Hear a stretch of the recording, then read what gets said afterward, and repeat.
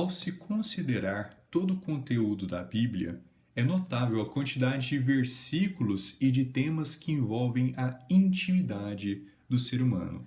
Assuntos esses que podem tanto se estender à importância da virginidade e da pureza em comparação, em contraste com o perigo da fornicação e com o mal do adultério. Esses assuntos, eles podem estar muito aprofundados, de maneiras muito diferentes, assuntos extremamente interessantes e importantes para nós. Assuntos que envolvem ciúmes, assuntos que envolvem a importância de se casar, a importância de ter filhos. E considerando que basicamente 99% das pessoas passam por situações assim na vida, relacionamentos, namoros, ou desejam se casar, o divórcio é algo muito presente na nossa sociedade também. Tomando tudo isso em consideração, eu decidi aqui iniciar uma nova série aqui no canal, onde eu vou estar focando nesses assuntos sobre a intimidade. De fato, já foram feitos alguns vídeos acerca desses assuntos, em especial sobre a fornicação e sobre o adultério. Tendo isso em mente, eu gostaria aqui de começar também falando sobre o próprio casamento. E para a gente aprender sobre o casamento, é essencial que a gente vá para Gênesis capítulo 2, as primeiras menções que vamos ter dessa união entre o homem e a mulher. E é muito legal a gente também ter essa história em mente, pois é o primeiro momento a gente vê o surgimento da mulher. A gente tinha já a criação do homem, então, mas é nesse momento em que a gente vai ver que Eva foi criada por Deus. Então vamos aqui para Gênesis capítulo 2, indo para o versículo 20. E Adão deu nomes a todo o gado, e a toda ave do céu, e a todo animal do campo. Mas para Adão não foi encontrada uma ajudadora adequada. Então a gente já vê aqui que nesse momento, por mais que Adão estivesse na companhia de todos esses outros seres vivos, de todos esses animais, não havia alguém como ele. Não havia alguém que o entendia, que o compreendia, que era como ele nesse sentido até mesmo de carne. Por mais que nós, como seres vivos, compartilhamos diversas características e necessidades com os animais, como precisar comer, precisar respirar, precisar descansar. Afinal, nós somos também seres vivos. Porém, a Bíblia faz um diferencial entre o ser humano e os animais. Nós não somos somente mais um animal, mais um primata, algo comum como eles. Pois não somente fomos criados à imagem e semelhança de Deus, mas também temos alma, que é algo que os animais não possuem. Mas enfim, isso é um vídeo que já foi, um assunto que já foi tratado aqui em outros vídeos, mas o ponto é mostrar que não há nada comparável com Adão naquele primeiro momento. Não havia nada comparável com o ser humano. Então Deus criou uma ajudadora. Olha que legal. Então aqui a gente já vê que uma função muito importante do casamento, dessa união entre homem e mulher, é um auxiliar, ser um companheiro adequado para o outro. E essa companhia ela se estende de diversas maneiras em diversos pontos. Vamos continuar então fazendo aqui a leitura desse trecho, versículo 22. E da costela, perdão, eu pulei aqui o versículo 21. E o Senhor Deus fez um profundo sono cair sobre Adão. Ele dormiu. E ele tomou uma de suas costelas e fechou a carne em seu lugar. E da costela que o Senhor Deus havia tirado do homem, ele fez uma mulher e a levou ao homem. E Adão disse: Esta agora é osso dos meus ossos e carne da minha carne. Ela será chamada mulher, porque ela foi tomada de dentro do homem. Por isso, o homem deixará seu pai e sua mãe e se apegará à sua mulher, e eles serão uma carne. Então a Bíblia tem essa simbologia, essa fala extremamente bela sobre o homem e a mulher se tornando uma só carne. E há diversas maneiras diferentes que a gente pode levar para essas aplicações. E eu pretendo estar explorando esses diferentes aspectos nos vídeos futuros, sobre, por exemplo, em como que essa questão de uma só carne está associada com os filhos que literalmente recebem parte do material genético da mãe e do pai, formando assim uma só carne. Tem também a questão relacionada com a intimidade, com a relação de amor e carinho entre o marido e a mulher, que também pretendo tratar. E tem até uma questão também espiritual, aos olhos de Deus, que a gente vai estar tratando aqui logo nos versículos para frente. Então a gente já vê o motivo pelo qual a mulher foi criada e a gente também vê que há esse momento onde o homem deixa a casa de seus pais, onde a mulher deixa a casa de seus pais e ambos se tornam uma só carne. É formado então esse início dessa família, esse início desse núcleo familiar com o marido e com uma mulher. Então, é importante a gente já ver que a Bíblia, desde Gênesis capítulo 2, fala de um homem e uma mulher. É importante mencionar isso porque a gente tem vários casos na Bíblia onde homens têm diversas e diversas esposas. E tem casos por aí, especialmente nos dias atuais, onde uma mulher tem mais de um marido. E isso não é algo bíblico. Isso em nenhum momento foi algo que Deus desejou ou que Deus considerou como positivo. Ok? Desde Gênesis capítulo 2, isso já é evidente que é um homem e uma mulher. Então, podemos prosseguir aqui para Efésios capítulo 5. A gente viu essa questão da mulher ser uma ajudadora para o homem. E é importante entendermos que dentro de um casamento bíblico, dentro de um casamento que agrada a Deus, nós temos uma separação dos papéis entre o marido e a mulher. Por mais que ambos sejam uma só carne, dentro do nosso próprio corpo a gente tem diferentes órgãos com diferentes funções, diferentes membros com diferentes funções. A mão não faz exatamente a mesma coisa que o pé. Os olhos não fazem exatamente a mesma coisa que o nariz. Uma colher não faz exatamente a mesma coisa que uma faca.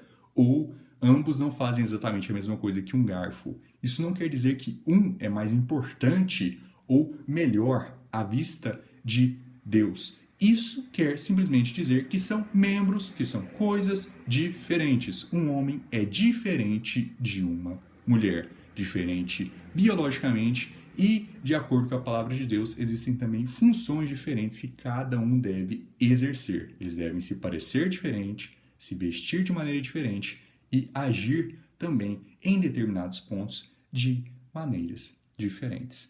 E já é também um assunto que eu abrangei aqui no canal, essa questão da altura do cabelo, vestimenta de homem e de mulher. Então eu vou estar focando mais aqui nessa questão que também já foi citada, que é dessa divisão da função de um homem e de uma mulher. Vamos aqui para Efésios capítulo 5, versículo 22. Esposas, submetam-se aos seus maridos, como ao Senhor, porque o marido é a cabeça da esposa, como também Cristo é a cabeça da igreja, sendo ele próprio o salvador do corpo.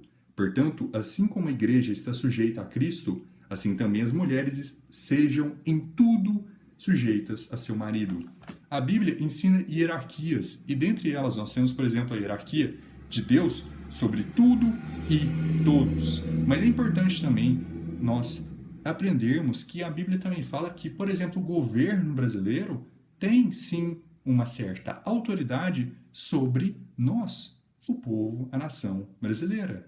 Porém, é sempre importante entendermos que a autoridade de Deus é superior à do governo brasileiro. E existe também a autoridade do marido sobre a mulher, da mãe sobre os filhos, ou dos pais como um todo sobre os filhos. E é importante que nós sempre busquemos obedecer à maior autoridade possível. Nesse caso, é sempre Deus. Então, mesmo que o governo fale para a gente pecar, mesmo que os nossos pais falem para a gente pecar, mesmo que o marido fale para sua esposa pecar, a gente nunca vai obedecer a carne, um homem, um governo, antes de Deus. Mas, se não houver contradição entre o desejo do governo, do marido, dos pais, em relação à palavra de Deus, então quem está abaixo na hierarquia deve ser sujeito. Continuando aqui, versículo 25, é importante a gente entender que, por mais que a Bíblia não fale que em questões de liderança está par a par, 50% da esposa, 50% do marido, o marido, de fato, na Bíblia, está sendo a liderança, a cabeça do casamento, a cabeça da esposa. Ainda assim, ele deve amar sua esposa. Ele não deve ser um vilão sobre a esposa, uma pessoa que oprime, que maltrata sua esposa, que despreza sua esposa. Muito pelo contrário. Olha o que o versículo 25 diz: maridos, amem suas esposas, assim como também Cristo amou a igreja e a si mesmo se entregou por ela, para santificar, purificando-a com a lavagem da água pela palavra, para apresentar a si mesmo igreja gloriosa, sem mácula, ou ruga, ou coisa semelhante, mas santa e irrepreensível. Assim devem os maridos amar a sua própria esposa como a seu próprio corpo. Quem ama sua esposa, ama-se a si mesmo. Então a gente volta para a questão que lemos em Gênesis capítulo 2. Amar a sua esposa é amar a sua própria carne, amar o seu próprio corpo. Porque nenhum homem detestou a sua própria carne, antes a alimenta e sustenta, como também o Senhor a igreja. Então o papel do homem é trabalhar, é sustentar, é prover para a sua mulher, para a sua família. Enquanto isso, o dever da mulher é dentro de casa. Pode ser educando os filhos, pode ser cuidando dos filhos, cuidando da casa. Liderando enquanto o marido não está. Novamente, também não vale essa questão de o marido está fora de casa, então eu vou falar uma coisa contraditória à palavra de Deus, uma coisa contraditória a o que o marido ensina quando está em casa. Deve sempre se buscar essa união entre um e o outro. Porque somos membros do seu corpo, da sua carne e dos seus ossos. Por isso, o homem deixará seu pai e sua mãe e se unirá à sua esposa, e os dois serão uma só carne.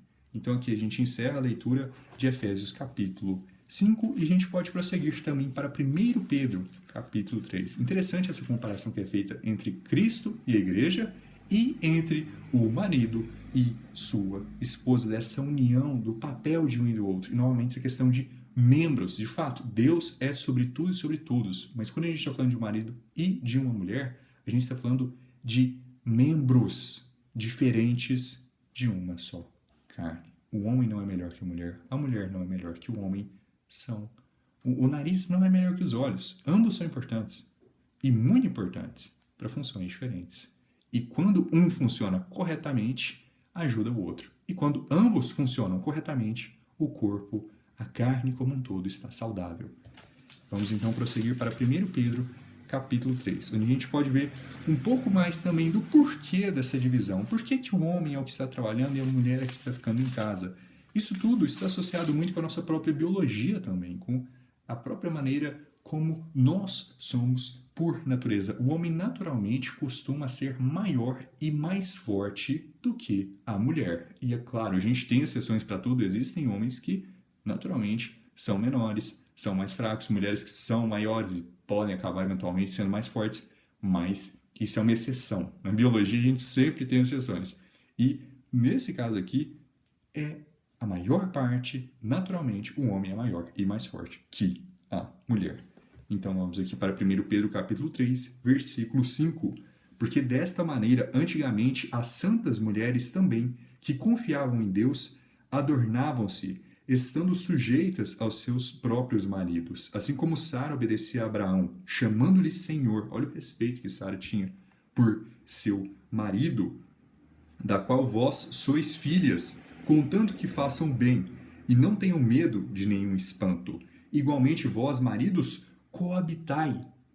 A Bíblia em nenhum momento fala que o marido deve desprezar, deve maltratar a sua mulher. A gente vê até muitas pessoas que são contra essa divisão de funções dentro de um casamento, que falam, se o meu marido me abandonar, eu tenho que estar no mercado de trabalho para eu me garantir que eu não vou perder os meus recursos, a minha alimentação, as minhas vestimentas, caso eu tenha algum problema com meu marido. Eu acredito que já tem um grande problema aí na própria questão de como você está vendo o seu relacionamento, como algo que pode terminar a qualquer momento, ou como algo que não é algo estável, algo que é um gelo fino que pode quebrar a qualquer momento. Eu acredito que já é um grande problema aí na própria mentalidade que a pessoa está tendo no relacionamento. E tem outro ponto também que realmente é um fato que teve muitos divórcios, teve muitos casos de abusos dentro de casamentos aqui no próprio Brasil.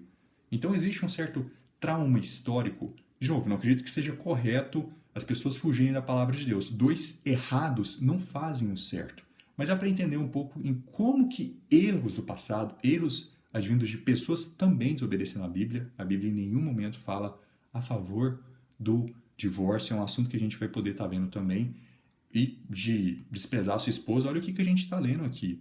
A Bíblia fala para o marido amar, prover, cuidar da sua esposa como a si mesmo. Entregar a si mesmo por sua esposa, assim como Cristo se entregou pela igreja. Cristo morreu por todos nós. Vejamos então quão grande é a responsabilidade do marido quão grande é o carinho e o amor e compaixão que o marido deve ter por sua esposa, por sua própria carne. 2 errados, novamente, não fazem um certo. Versículo 10. Porque aquele que deseja... acabei pulando aqui o versículo. Vamos para o versículo 7. Igualmente, vós, maridos, coabitai com elas de acordo com conhecimento, dando honra à mulher, como ao vaso mais frágil. A mulher é o vaso mais frágil. Como sendo cordeiras da graça da vida, para que as vossas orações não sejam impedidas. Tem até um grande aviso acerca de uma consequência que vem quando o marido despreza sua esposa. Da sua própria oração não ser cumprida. Deus não cumprir, abençoar aquela pessoa, não ouvir as orações daquela pessoa por conta desse pecado que ela está fazendo, desse desprezo que ele está tendo com sua esposa. Então, a Bíblia ensina um amor e carinho entre ambos os lados. Tem até uma questão também que a gente vai poder ver na parte do ciúme de pertencimento, que o marido é de sua esposa e a esposa é de seu marido. Então, de fato, tem muitos assuntos que a gente pode falar. Vou tentar me reter a parte mais geral do casamento nesse vídeo e os outros momentos a gente vê nos vídeos futuros. A gente pode ir também para Malaquias capítulo 2, Malaquias capítulo 2 no Antigo Testamento, o último livro do Antigo Testamento, onde a gente vê que essa relação que o marido tem com a mulher não é somente na carne, mas é num ponto tão profundo que chega a ser espiritual. Malaquias capítulo 2, versículo 15. E não fez ele somente um, ainda que ele possuísse o restante do Espírito. E por que somente um? Para que ele pudesse buscar uma semente piedosa. Portanto, tome cuidado com o seu espírito, falando de um marido em relação à sua mulher, seu espírito. E ninguém haja traiçoeiramente contra a esposa da sua juventude. Justamente o que a gente falou há um tempo atrás. Não foi correto como os maridos agiram com suas esposas nos tempos passados. A Bíblia em nenhum momento apoiou tais atitudes ou tais ações. E isso não justifica o fato para você hoje desobedecer a palavra de Deus. Para você, em qualquer época, desobedecer a palavra de Deus. Cada um de nós tem que fazer a nossa parte. Por mais que os outros não estejam fazendo, por mais que a sua esposa não faça parte, o marido deve fazer. Por mais que o marido não faça, a esposa deve fazer o que é certo. E a gente tem uma questão muito importante aqui também em ser um só espírito, não somente por conta que espiritualmente, quando a pessoa está em um relacionamento de casado, nada pode separar isso, somente a morte. Somente a morte mesmo. Então, por mais que a pessoa se divorcie, por mais que a pessoa more em um canto do mundo e o marido no outro, ainda assim, espiritualmente, eles são um só. E Deus considera isso. Portanto, quando uma pessoa divorciada se envolve com outras pessoas, isso é adultério. Nos olhos de Deus, na vista de Deus, isso é porque essa conexão que ocorreu no momento do casamento não vai embora, a não ser com a morte. Então, isso também é um assunto para um outro vídeo, quando o casamento se encerra de fato. E a gente pode tirar também uma conclusão bem interessante acerca dessa união de carne e do espírito em relação ao filho que nasce, em relação à semente que é gerada de um homem e de uma mulher, uma nova vida. O que eu falei no início do vídeo? O homem, diferentemente do animal, ele possui alma. E, de certa forma, similar aos animais, nós possuímos espírito. A Bíblia fala que animais também possuem espírito. É uma característica de um ser vivo. E a alma sendo um diferencial. De qualquer forma, a gente pode ver também que quando uma nova vida é gerada, a partir dessa união de parte do pai e parte da mãe, a gente tem um novo espírito que é criado, que veio de dois e forma somente um. E diferentemente da fornicação, a relação amorosa, a relação de carinho de um homem para com a sua mulher não é um pecado, não é algo errado de nenhuma maneira. Inclusive, é até uma obrigação dentro de um casamento do homem honrar o seu compromisso matrimonial com a sua mulher e a sua mulher cumprir os seus compromissos matrimoniais com o seu marido. É parte essencial de um casamento. A Bíblia fala disso. É muito legal esse estudo. Tem muita coisa para ser falada e logo a gente vai poder estar vendo cada uma dessas questões, mas podemos ir para Hebreus capítulo 13, no versículo 4, só para a gente começar a ver isso também, porque tem muitas pessoas por aí que têm visões muito deturpadas acerca de um relacionamento dentro de um casamento e vão dizer que o certo é que a pessoa se abstenha totalmente de se deitar com a sua esposa, de estar junto com a sua esposa, que isso é um pecado, independente de qual a situação, que isso é uma imoralidade. A Bíblia não fala isso. Hebreus, capítulo 13, versículo 4. Aqui a gente tem uma tradução falha no português, fala que o casamento seja honroso entre todos e a cama sem mácula. De fato, o que a King James, em inglês, diz o casamento é honroso em tudo e a cama sem mácula. Então não é que o casamento seja honroso. O casamento é honroso em tudo e a cama sem mácula. Em contraste com os prostitutos, os fornicadores, os adúlteros. Aos prostitutos e adúlteros, Deus os julgará.